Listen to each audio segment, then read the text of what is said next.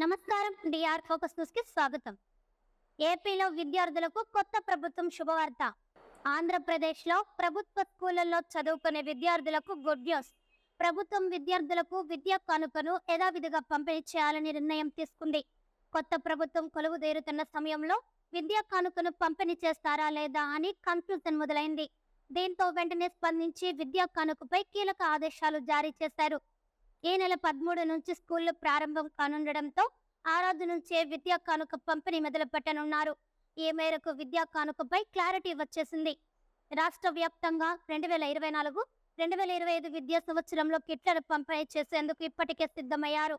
ఈలోపు ప్రభుత్వం మారడంతో క్లారిటీ లేకుండా పోయింది. ఇప్పుడు కొత్త ప్రభుత్వం లైన్ క్లియర్ అయింది. అంతేకాదు, కొత్త ప్రభుత్వం మరో కీలక నిర్ణయం తీసుకుంది.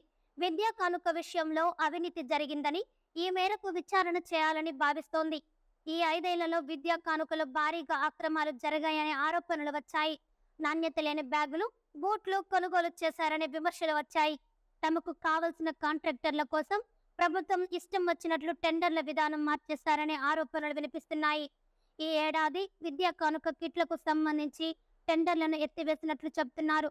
కాంట్రాక్టర్లతో చర్చించి తక్కువకు ఇస్తామన్న వారిని ఎంపిక చేయాలని ప్రభుత్వం ఆదేశించింది. ఈ అంశాలపై ప్రభుత్వం విచారణ చేయనుంది. మరోవైపు నూతన ప్రభుత్వం మరో కీలక నిర్ణయం తీసుకుంది. ఈ ఏడాది స్కూళ్లు ఒకరోజు ఆలస్యంగా తెరుచుకోనున్నాయి. 2024-25 విద్యా సంవత్సరానికి సంబంధించి ఈ నెల 12న పాఠశాలలు పునః ప్రారంభం కావాల్సి ఉంది. అయితే ఒకరోజు వాయిదా వేశారు. నూతన ముఖ్యమంత్రిగా నారా చంద్రబాబు నాయుడు ప్రమాణ స్వీకారోత్సవం ఉంది. దీంతో రాష్ట్రంలోని అన్ని స్కూళ్లకు బుధవారం సెలవు ప్రకటించారు. గురువారం స్కూళ్లు తెరుచుకోనున్నాయి. ఆ రోజు నుంచి రాష్ట్ర వ్యాప్తంగా ఈ విద్యా కానుక కిట్లను పంపిణీ చేయనున్నారు. ఈ వీడియో కనుక మీకు నచ్చినట్లయితే లైక్ చేయండి. మరికొన్ని లేటెస్ట్ న్యూస్ కోసం మన ఛానల్ సబ్స్క్రైబ్ చేసుకోండి. ఈ వీడియోపై మీ విలువైన అభిప్రాయాన్ని కామెంట్ రూపంలో తెలియజేయండి.